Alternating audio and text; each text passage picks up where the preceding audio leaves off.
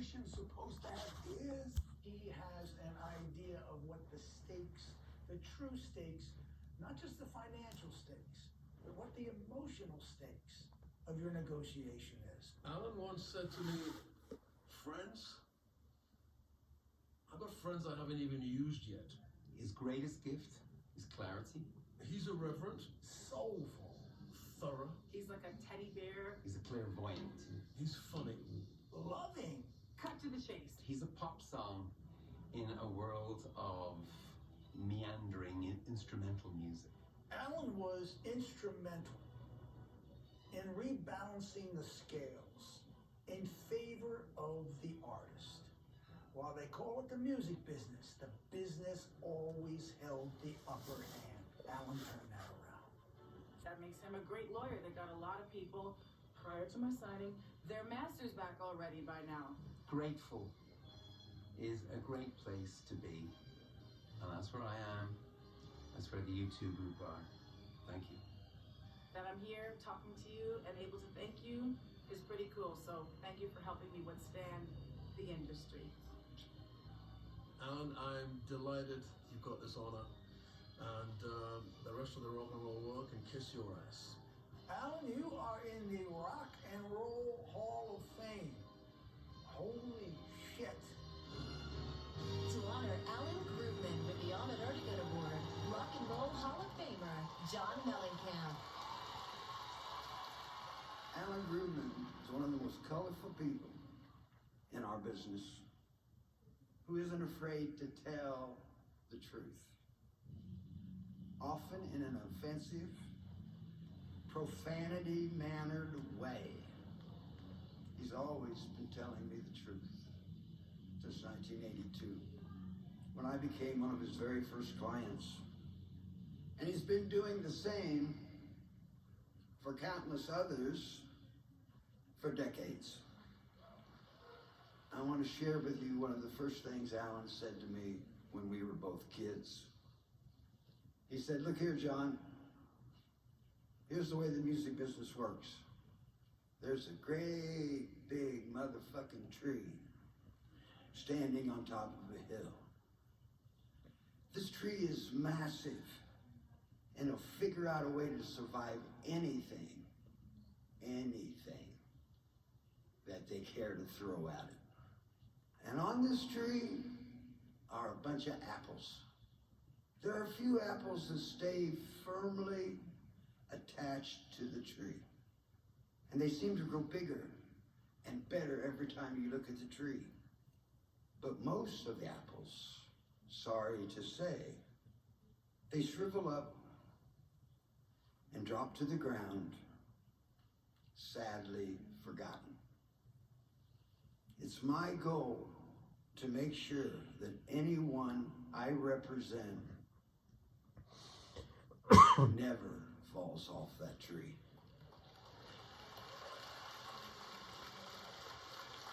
This apple has managed to stay on that tree in no small part to my lawyer, my friend, and my rabbi, Alan Grubman.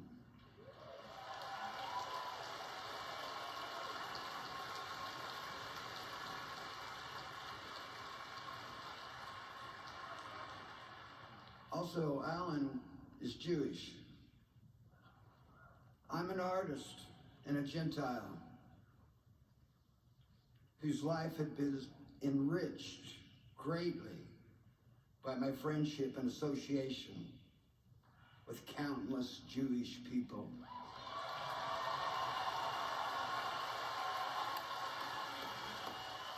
Guys,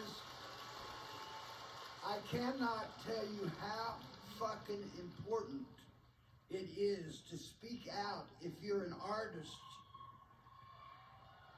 against anti-Semitism, against all forms of hatred. Here's the trick. Silence is complicity. I want to say I'm standing here tonight loudly and proudly and in solidarity with Alan, his family, and all of my Jewish friends, and all the entire Jewish people of the world. Fuck anti-Semitism.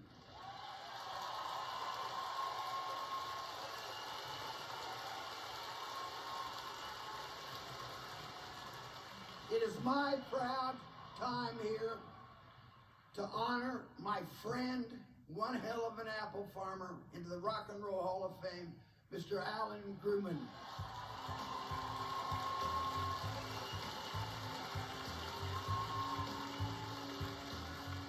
Before he made that speech that I will never forget for the rest of my life,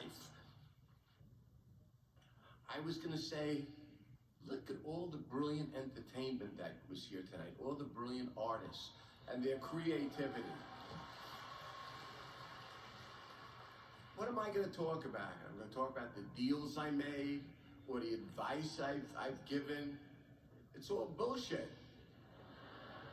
I'm going to tell you all how the Rock and Roll Hall of Fame was created. It was 1983, and I got a call from Ahmet Ertegun, who was like the most important man in the record business. He was a giant. And he says, Alan, I want you to come to lunch next Monday at Pearl's Restaurant. I said, who's coming? He says, myself, Jan Wenner, Seymour Stein, and yourself. And when you come, we'll get into it. Pearl's Chinese restaurant had the best fucking spare ribs you've ever eaten in your life. So I get there on Monday. The first thing I do is I order a huge portion of spare ribs. And I'm eating away, and Ahmed is starting to talk. And I'm listening with half an ear because I'm eating the goddamn spare ribs. And then all of a sudden, I hear him say, you know, there's a baseball Hall of Fame, there's a football Hall of Fame, there's a basketball Hall of Fame. There's never been a Rock and Roll Hall of Fame. That, listen very carefully, at that moment, the Rock and Roll Hall of Fame was created. At that moment, at Pearl's Chinese restaurant, with me eating spare ribs. And now look. Gotta try to not get emotional. I've been the luckiest guy in the world. I was not supposed to have this career. I grew up in Brooklyn. I went to Brooklyn Law School. I should have been a negligence lawyer. And I would have been a shitty negligence lawyer, because I hate accidents.